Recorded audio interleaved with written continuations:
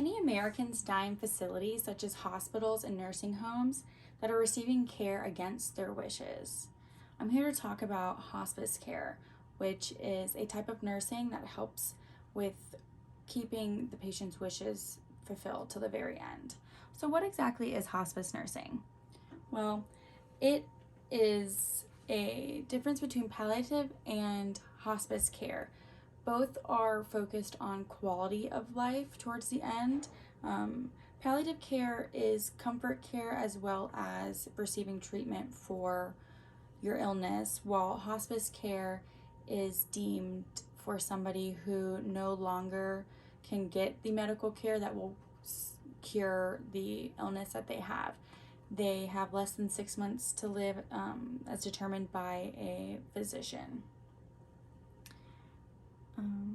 So primary activities of a hospice nurse are a lot the same as a floor nurse in an acute care setting.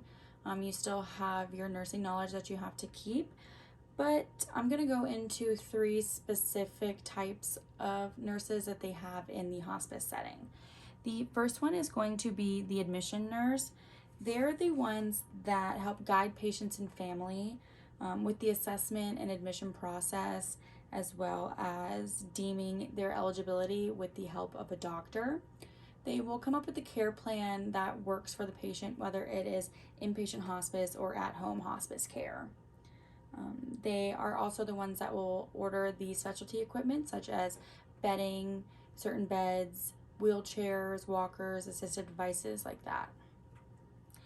The second one is the case manager. They are the ones that direct and coordinate the patient care. They help determine the level and type of care, education, and counseling that a patient's going to need, as well as their family members. And then the last one is the most well-known. It's the visit nurse. They are the hands-on bedside nurse that cares for the patients. They do direct patient care, such as wound care, medication administration, and documentation for the care that is being given. They are also there for the psychosocial needs of the patient and family member. You do a lot of the same things as a hospice nurse as you would as a floor nurse, but there are certain skills and abilities that you need.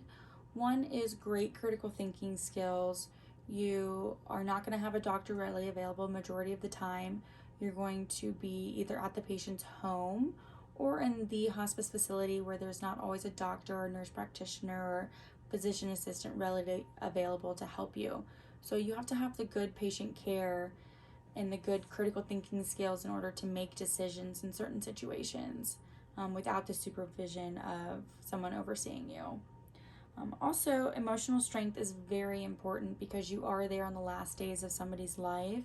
So you need to be there for the patient and the family member. So being strong emotionally is very important. As I said earlier about the critical thinking, communication is very important because the doctor is not always going to be there. So you're going to have to know when and how to communicate with the doctor to get the patient's needs across, to advocate for your patient and the family members. It is also very important to have cultural sensitivity. Many religions and cultures do have certain rituals or things that they want to complete in order to move on. So being culturally sensitive and culturally aware of different things is very important. The education is the same. You need to get either a ADN, which is an associate's degree, 2-year college degree, or bachelor's BSN, which is 4 years. They want 1 year of acute care, like in a hospital, before you do try to be a hospice nurse, just so you do gain that critical thinking knowledge. After that, you become a hospice nurse. If you're 2 to 3 years, you can become a certified hospice nurse by taking the credentialing course. An interdisciplinary team, you're working alongside doctors majority of the time, coming up with care plans and determining care for the patient. You will also work with different therapies, such as physical therapy, to help keep joints mobile, as well as occupational therapy, helping them still keep up the quality of life with their daily activities. And then also speech therapy to help with swallowing, because nobody likes the pureed food or the thickened liquids. So they work with them to help keep that quality of life until the end.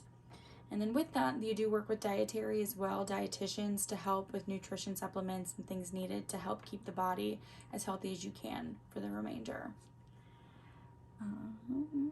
Teaching and learning strategies that are different. You definitely need to make sure that you are in a comfortable setting. These conversations that you are going to have with the patient and family member are not easy conversations, so being as comfortable as possible is definitely key. As well as just plain language. Do not use medical jargon. The patients don't understand it. They just want you to be straightforward and just let them know what's going on. So that's very important. Honest and straightforward answers for the patient. Also, ask the patient what they want, who they want to be involved. Do they want their whole family involved in teaching? Do they want their whole family to know exactly what they're doing and going on? Are there certain family members that can know more than others? So it's very important to talk to your patient and know what they want. And then one unique thing that I did realize about hospice was I thought hospice was for the elderly only and towards the end of life. I thought once you were on hospice, you were done and you decided to stop all treatments, which is not necessarily true. That's where the palliative care comes in.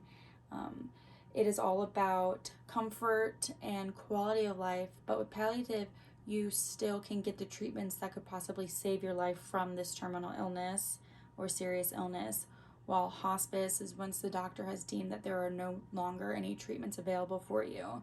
So I thought that was very interesting to know that you still do have options, that the palliative care, the comfort care starts with diagnosis, but the diagnosis does not mean it's the end of your care.